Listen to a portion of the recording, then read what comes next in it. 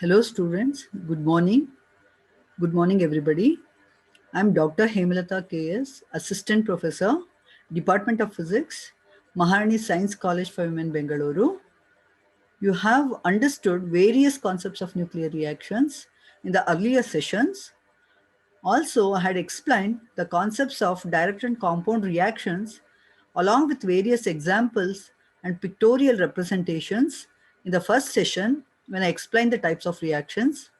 In this particular session, I'm going to consider once again these two reactions in detail with an extensive explanation, and also I'm going to consider resonance reactions in detail. Let us consider two extreme scenarios for nuclear reactions. When a projectile interacts with the target within the range of nuclear forces for a very short time, allowing for an interaction of a single nucleon only, then the reactions are said to be direct reactions. On the other side, when you consider an interaction between projectile and a target within the range of nuclear forces for the time, allowing for a large number of interactions between nucleons, such type of reactions are called compound nuclear reactions. Here, direct reactions can be understood in simple sense as a one-step transition from the initial state in the entrance to the final state in the exit channel. Here, entrance channel means to the reactant side, whereas exit channel corresponds to the product side. The opposite is true for compound nuclear reactions. In fact, the number of steps involved in these reactions are very, very large so that it can be handled using statistical methods and can be understood in terms of statistical interpretation. With this, let us consider the significance of direct reactions. Direct reactions are used as a powerful tool to study the nuclear interactions and also nuclear reaction dynamics. A single step reactions can be understood in depth but from the perspective of quantum mechanical treatment.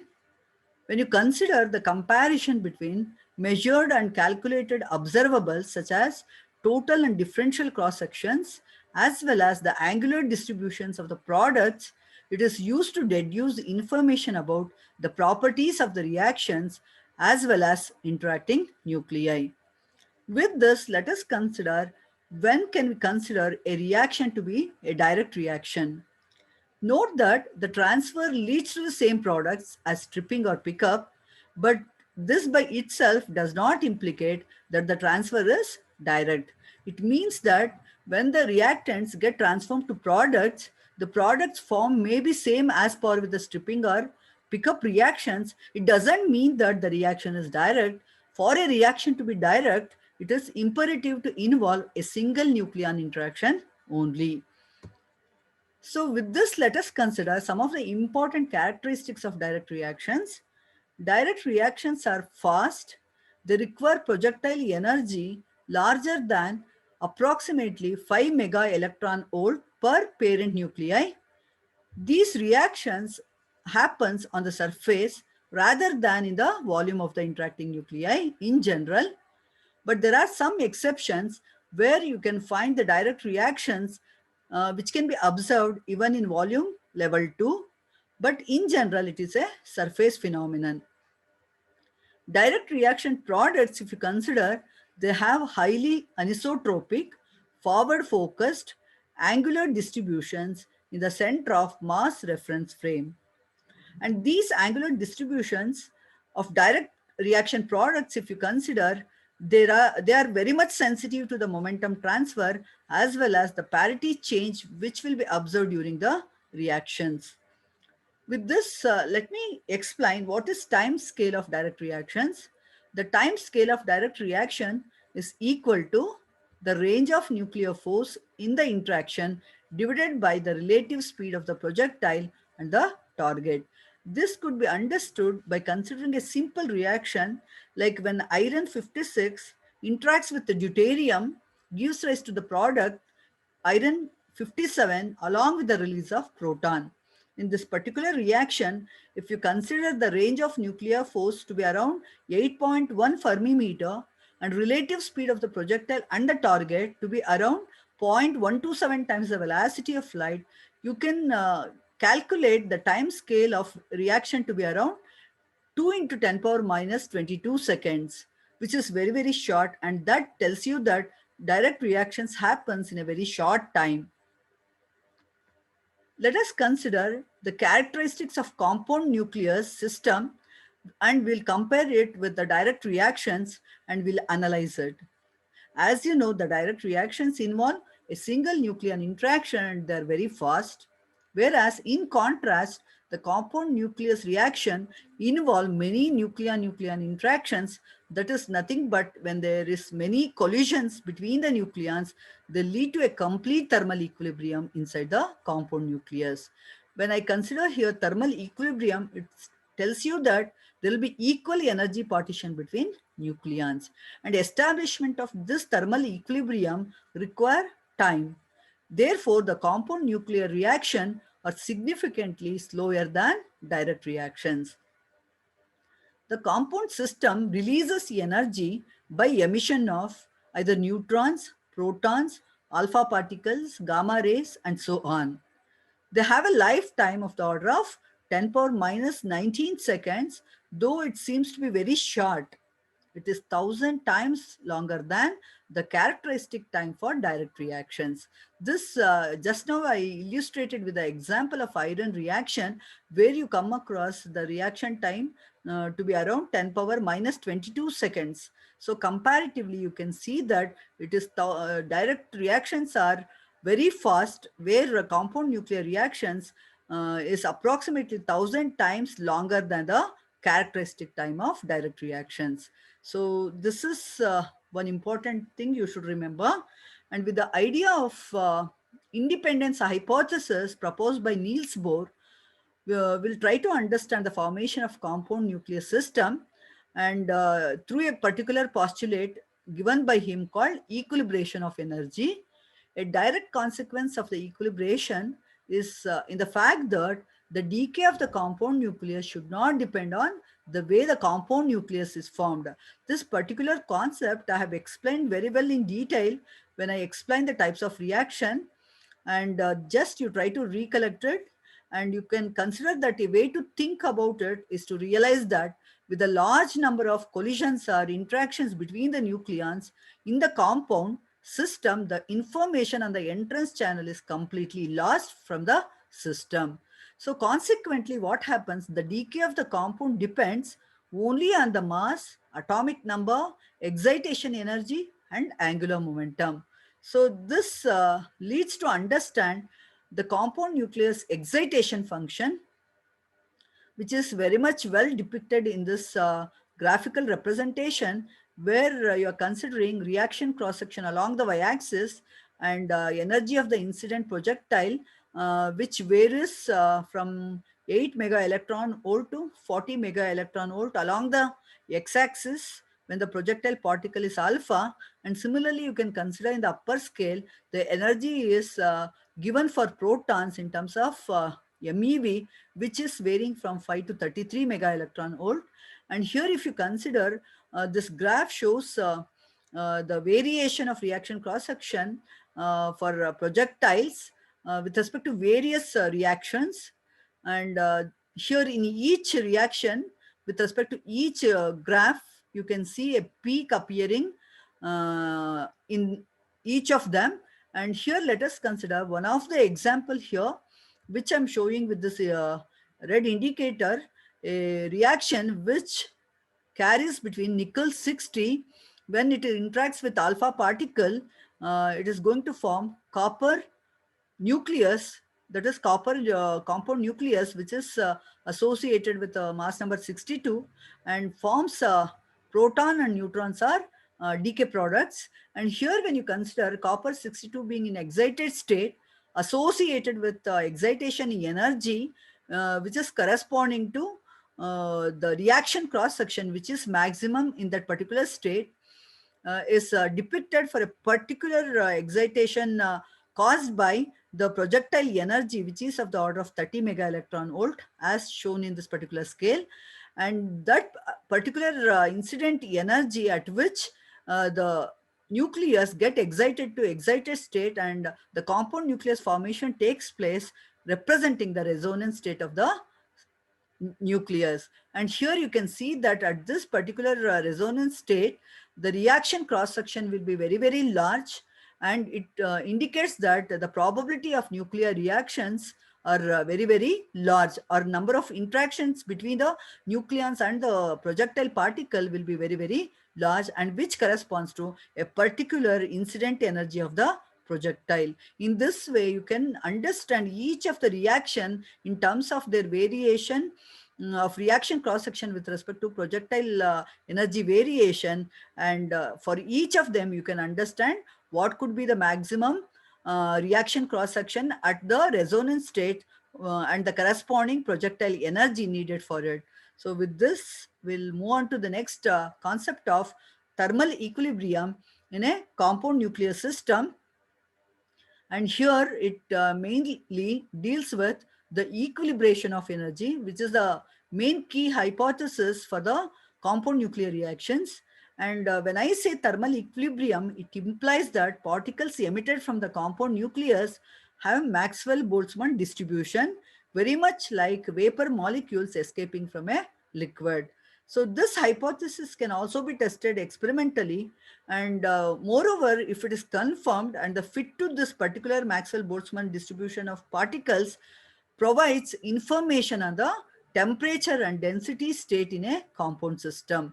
So with this, let us consider some more information about thermal equilibrium, which comes from the angular distribution of the products.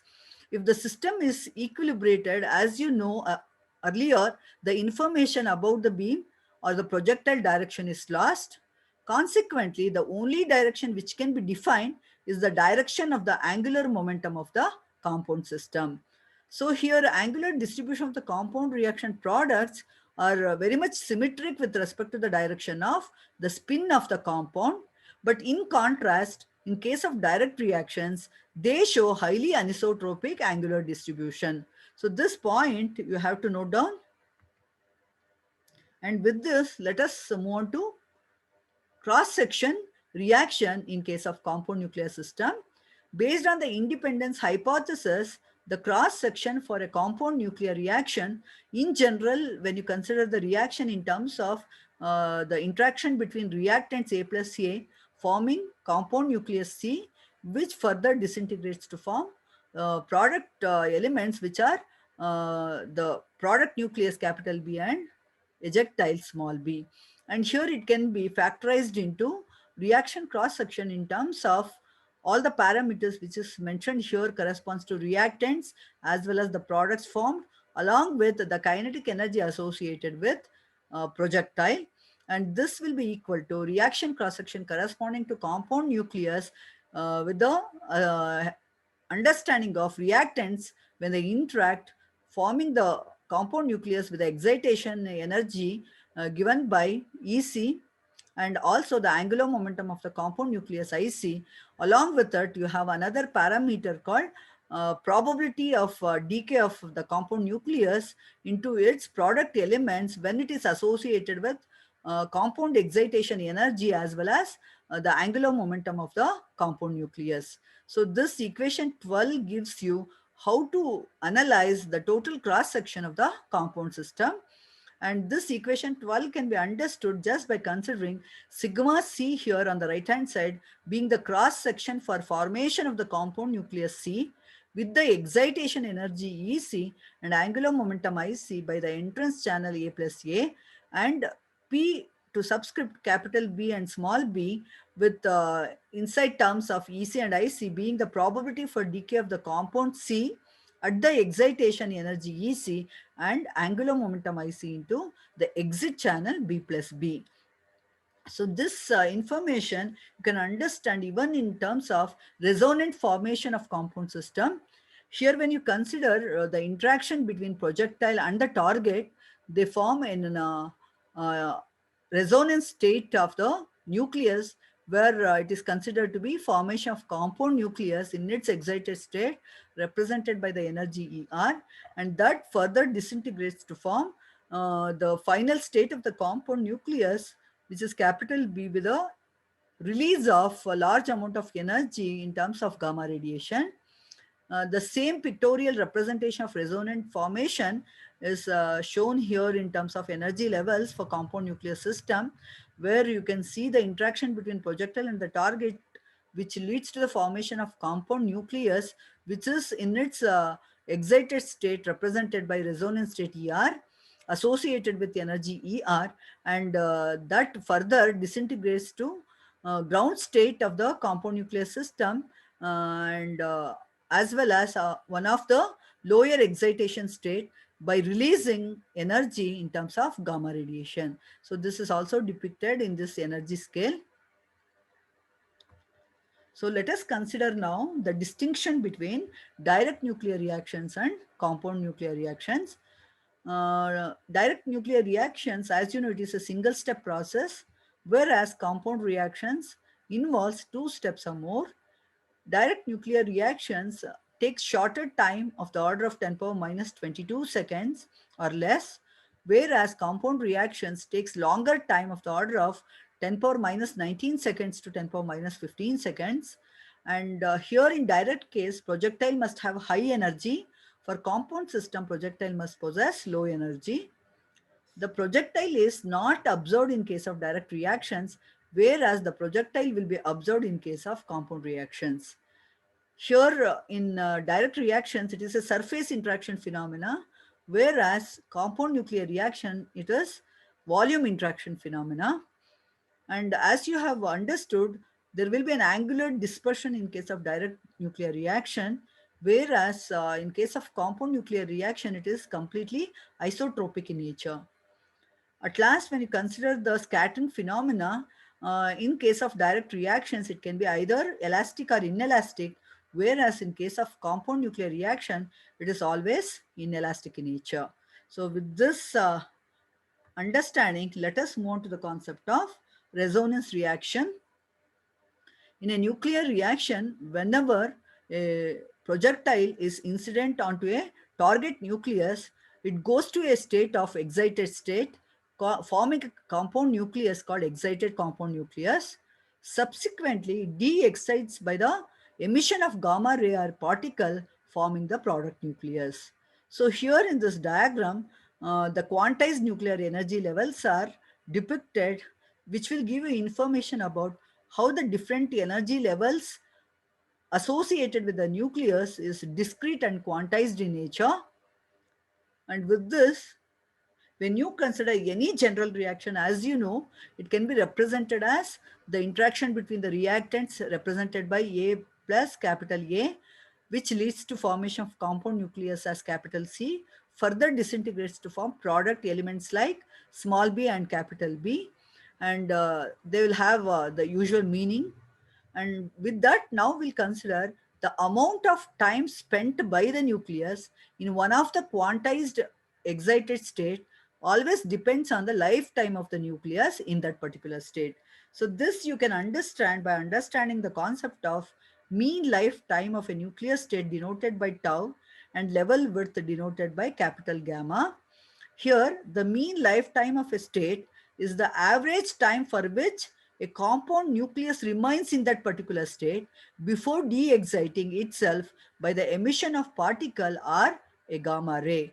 So, when you consider the uncertainty in lifetime of a state, it is of the order of the lifetime tau.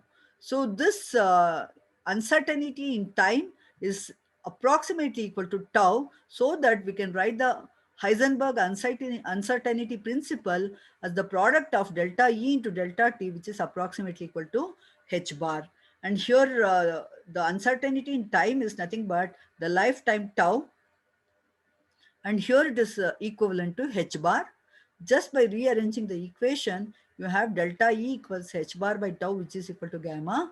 And from this relation, you can consider that this gamma, which is also called nuclear level width, represents the width of the nuclear energy level, and it is inversely related to lifetime of the nucleus in a particular state.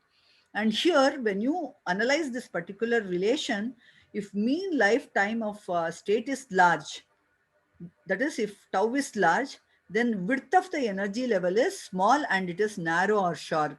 So gamma indicates large means the width of the energy level is large. If gamma indicates it is small, the width of the energy level is small. So in the first case, when you consider tau is large, gamma, that is level width, will be narrow or sharp. In the second case, when you consider the mean lifetime of a state is small, that is tau is small, the energy level width will be large and it is broad, that is gamma will be large.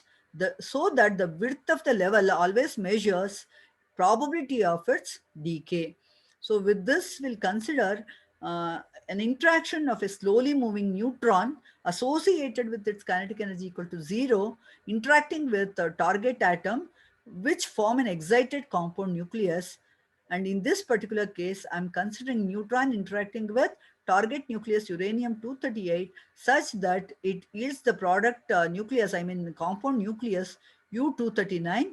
And here, using the concept of mass defect, the Q value of the reaction can be calculated as capital Q equals the rest mass energy of the reactants minus rest mass energy of the products, which will be equal to 4.86 MeV.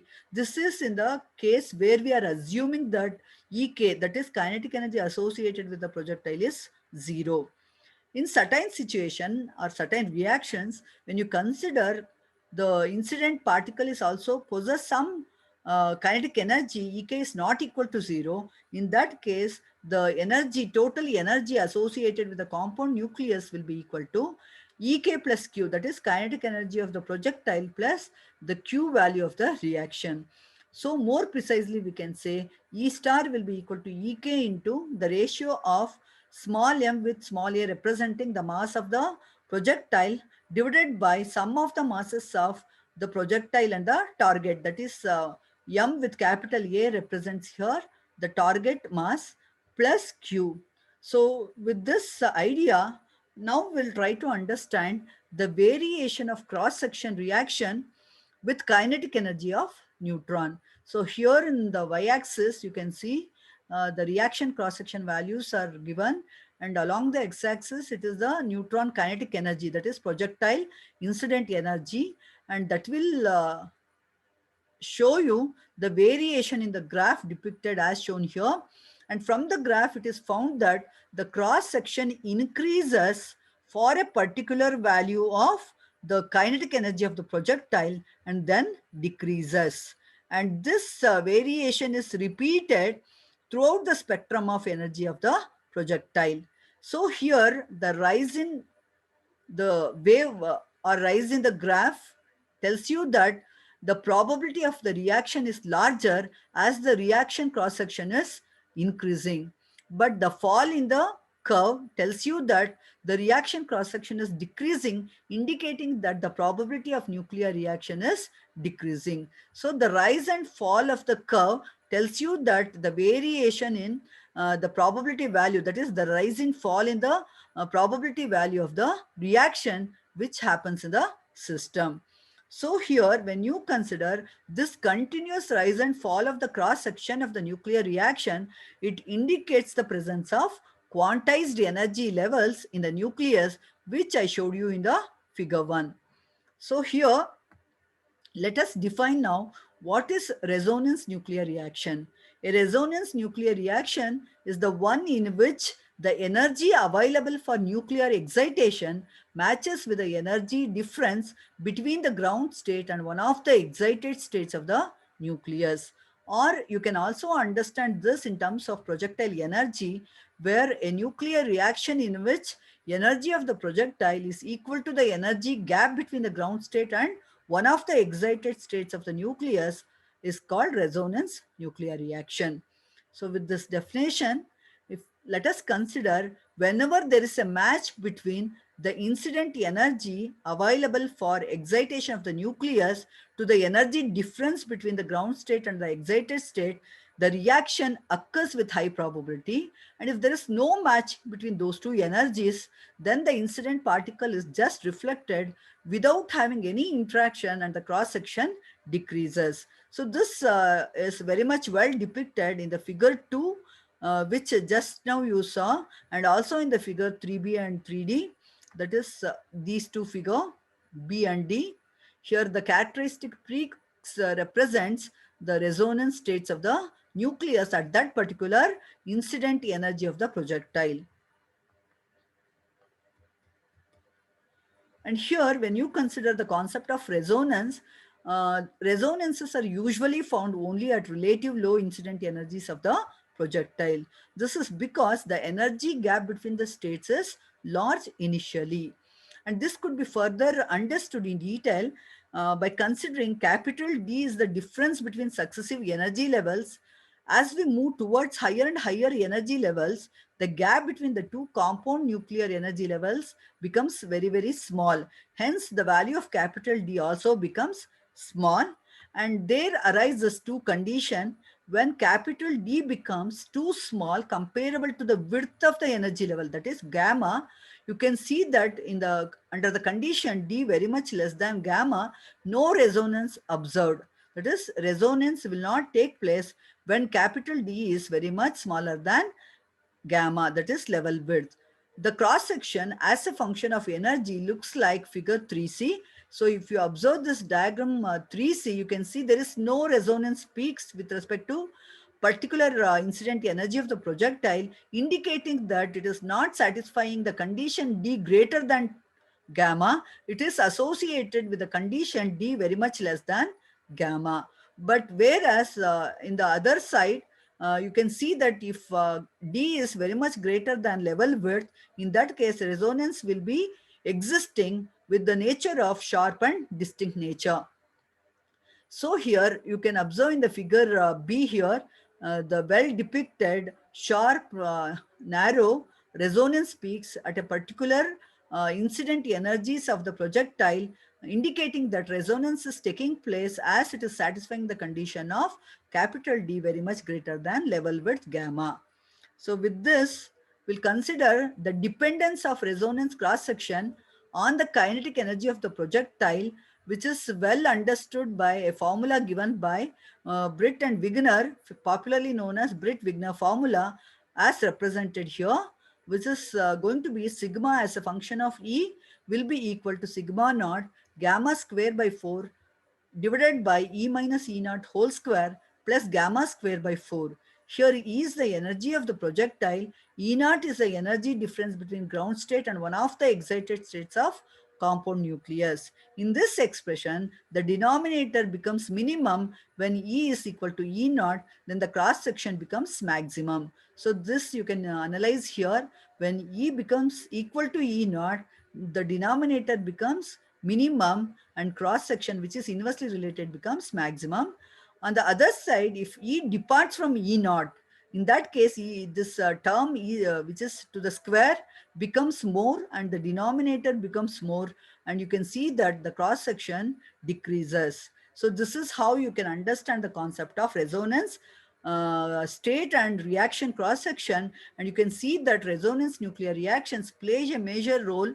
They will play a very great role in a nuclear fission process, and the narrowest of the resonance can be observed in the case of fission reaction involving neutron and gamma, where neutron plays the role of projectile and gamma is an ejectile. So with this, let us move on to the summary part of the session, where I have to revise the concepts which you have learnt in this particular session. You could understand the concepts of direct and compound reactions in detail with the extensive explanation involving various important characteristics and also its significance. And you could draw the difference between two reactions, and you studied in detail the resonance reaction along with the graphical interpretation as well as the mathematical formulation given by Britt Wigner. And with this, I'm going to consider the references used for the session, which are as usual, which are quoted for earlier sessions too. And I have used some of the concepts from internet sources. So with this, I'm going to wind up this particular session.